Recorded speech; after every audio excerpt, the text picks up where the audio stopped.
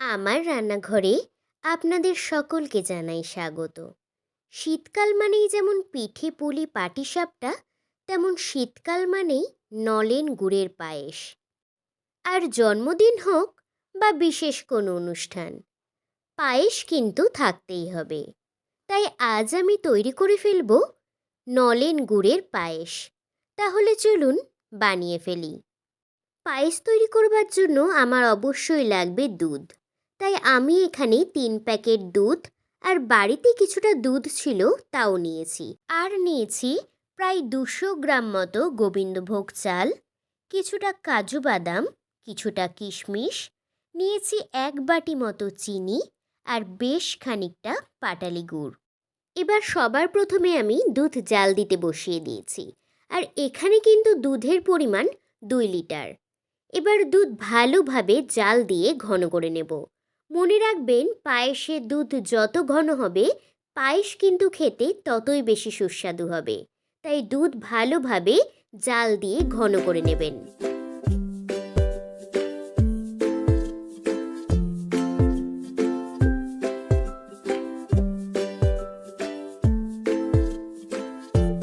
বেশ কিছুক্ষণ দুধ জাল দেওয়ার পর যখন দুধ ঘন হয়ে আসবে, তখন এর মধ্যে দিয়ে দেব ধুয়ে রাখা গোবিন্দভোগ চাল। এবার চাল সেদ্ধ হতে দেব।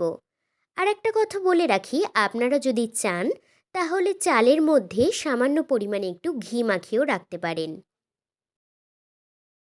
ভাত রান্না করবার সময় জলের মধ্যে চাল যেমন ফুটতে থাকে, ঠিক সেইভাবেই চালও দুধের মধ্যে ফুটতে দিতে হবে।